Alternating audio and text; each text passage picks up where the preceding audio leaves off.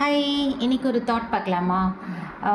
Relationship வந்து எப்படி grow ஆகும் அப்படிங்கிறது தான் இன்றைக்கி தாட்டை.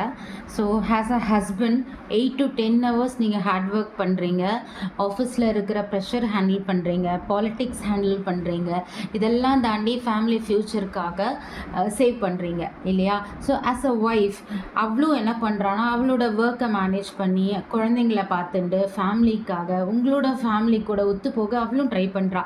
ஸோ என்ன தான் ரெண்டு பேர் சைட்லேயும் கான்ஸ்டன்ட் எஃபர்ட்ஸ் போட்டாலும் definition of love will be different. ஒய்ஃபோட டெஃபினேஷன் ஆஃப் லவ் வந்து டிஃப்ரெண்ட்டாக இருக்கும், அப்புறம் ஹஸ்பண்டுக்கு டெஃபினேஷன் ஆஃப் லவ் வந்து கண்டிப்பாக டிஃப்ரெண்ட்டாக இருக்கும். ஸோ ஹஸ்பண்டை பொறுத்த வரைக்கும் என்னது, ஃபேமிலிக்காக ஹேர்ன் பண்ணுறது தான் லவ். ஒய்ஃபை பொறுத்த வரைக்கும் என்னது லவ்னா, ஸ்பெண்டிங் டைம் இஸ் லவ் இல்லையா? Solution is very simple, expressing what partner needs. So பார்ட்னருக்கு எந்த விதத்தில் லவ் தேவையோ அதை கொடுக்கறது தான். ஸோ 100 விஷயம் விழுந்து விழுந்து செய்கிறத விட அவங்களுக்கு பிடிச்ச விஷயம் ஒரு 5 விஷயம் செஞ்சாலே ரிலேஷன்ஷிப் ரொம்ப அழகாக க்ரோ ஆகும். தேங்க்யூ, பாய்.